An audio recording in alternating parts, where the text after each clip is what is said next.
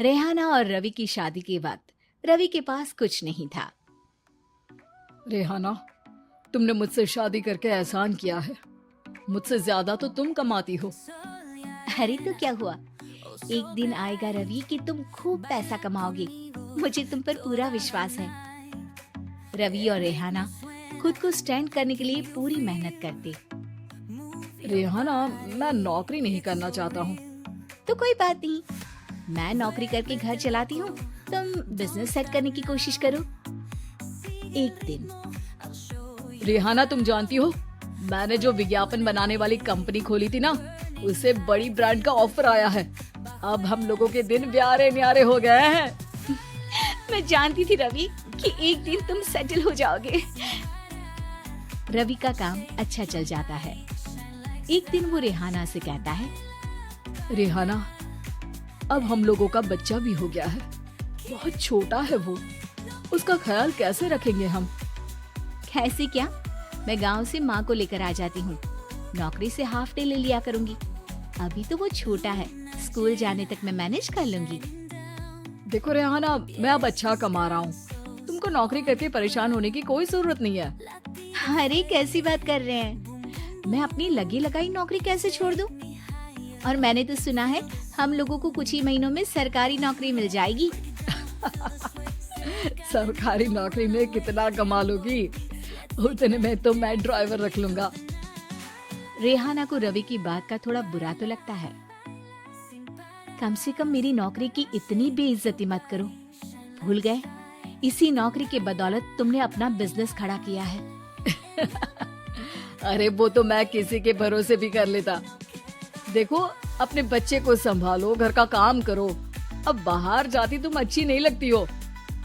रेहाना रवि के कहने पर नौकरी तो छोड़ देती है, लेकिन अब बड़े से घर में उसकी कीमत किसी नौकर से कम नहीं होती। एक दिन रवि का दोस्त आता है। भाभी, हम लोग तो आपको तब से जानते हैं जब से आप लोग शादी होकर इस शहर में आए थे। आपकी बदौलत ही सारा बिजनेस खड़ा हुआ है। ये किस्मत तो आप ही की है भाभी। हाँ हाँ भाई, हमारी मेहनत तो कुछ है ही नहीं। अरे होगी, लेकिन भाभी की किस्मत के आगे कुछ नहीं। दोस्त वहाँ से चला जाता है, लेकिन रवि का गुस्सा 7वें आसमान में होता है। देखा कैसे बोल रहा था? अरे बिल्कुल अच्छा आदमी नहीं है ये। कैसी बात कर रहे हैं आप? प्रशांत भैया तो बहुत अच्छे इंसान है रवि। कैसे उन्होंने हमारे मुश्किल वक्त में हमारा साथ दिया था। अरे था पैसा तो साथ दिया, नहीं तो कौन पूछता है?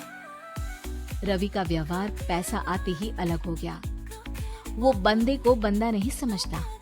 घमंड से घिरे रवि ने तो एक दिन हद ही कर दी। रेहाना, मैं अब तुम्हारे साथ नहीं रह सकता हूँ। क्या क्या बकवास कर रहे हो रवि? क्या कहना चाहते हो? और क्यों नहीं रह सकते तुम मेरे साथ? देखो, मुझे कोई और पसंद है और उसने साथ रहने पर बस यही शर्त रखी है कि मुझे तुम्हें तलाक देना होगा। रेहाना, जो कि एक स्वावलंबी महिला थी, उसने बिना देर किए रवि को कह दिया, कोई इश्यू नहीं, मुझे पैकिंग में 4 दिन का वक्त लगेगा, लेकिन तब तक मैं तुम्हारे साथ नहीं रहूंगी।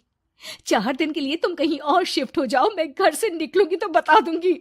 रवि घर छोड़कर चला जाता है। रेहाना को दुख होता है, वो रोती है, लेकिन व्यवहार से स्ट्रांग रेहाना को पति के वापस आने का और उसे सबक सिखाने का पूरा भरोसा था।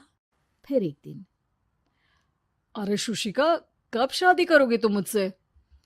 यार, मैंने तो सोचा था तुम शादी से पहले मुझे विदेश लेकर जाओगे, महंगी कार दिलाओगे। अरे सब दिला दूंगा, लेकिन पहले मुझसे शादी तो कर लो। हाँ हाँ, क्यों नहीं। मैं कुछ दिनों के लिए अपने मम्मी पापा के पास जा रही हूँ और लोगों से अपनी शादी की बात करूंगी। अरे शुशिका, कैसे रहूंगा मैं तुम्हारे बिना? अब तो शादी ही होने वाली है हम लोगों की। शुशिका रवि को छोड़कर चली जाती है। रवि घर आता है, जहां रेहाना को ना पाकर उसे सब अजीब लगता है। घर तो रेहाना के बिना कुछ नहीं है। बच्चे की याद भी आ रही है। चलो एक वीडियो कॉल कर लेता हूँ। रवि रेहाना को वीडियो कॉल करता है, लेकिन रेहाना फोन नहीं उठाती।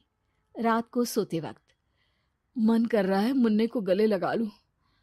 चलो कोई ना, शुशिका से शादी के बाद मेरे और भी बच्चे होंगे। अगले दिन रवि ऑफिस जाता है, जहां टीना खड़ी होती है। सर, आपने अपने नए ऐड के लिए मॉडल की रिक्वायरमेंट डाली थी ना, मैं उसी के लिए आई हूँ।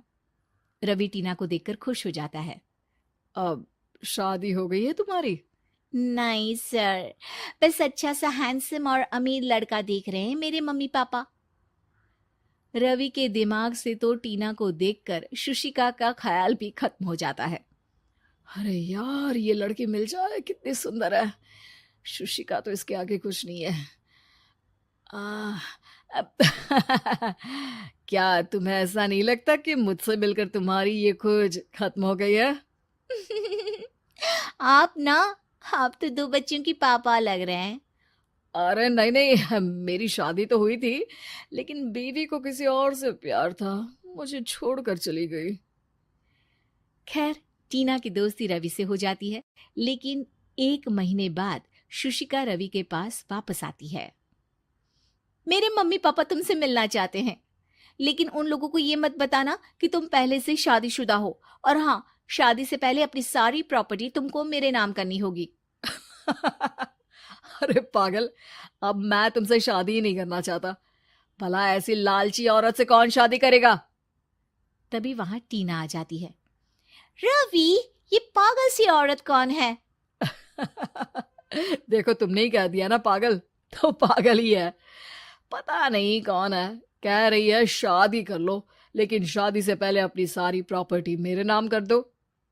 बोल तो सही रही है। वैसे तुम जानती हो, मेरी एक सहेली है, उसके पति ने उसे पैसा आते ही छोड़ दिया, जबकि उसको खड़ा करने वाली ही मेरी सहेली थी। और मुझे भी भरोसा नहीं है। अगर मैं भी तुमसे शादी करूंगी तो तभी जब तुम मेरे नाम अपनी सारी प्रॉपर्टी कर दोगे। अरे हाँ हाँ, क्यों नहीं, बिल्कुल कर दूंगा। रवि और टीना की शादी की तारीख तय हो जाती है। वो अपनी सारी प्रॉपर्टी के कागज लेकर शादी वाली जगह पर पहुंचता है, लेकिन वहां टीना आती नहीं। रवि टीना को मैसेज करता है। कहाँ हो? सॉरी, मैं तुमसे शादी नहीं कर सकती, मुझे तुमसे भी ज्यादा पैसे वाला मिल गया। रवि को गुस्सा आ जाता है। वो गुस्से से सारा डेकोरेशन तोड़ रहा होता है कि वहां रेहाना आ जाती है। सर, क्या हो गया? क्या डेकोरेशन पसंद नहीं आई आपको? तुम यहाँ क्या कर रही हो? मैं यहाँ की डेकोरेटर हूँ। क्या आपको पसंद नहीं आई यहाँ की सजावट? रवि दौड़कर रेहाना के गले लग जाता है। मुझे माफ कर दो रेहाना। रवि रेहाना के गले लग जाता है और रेहाना टीना को थैंक्स का मैसेज करती है।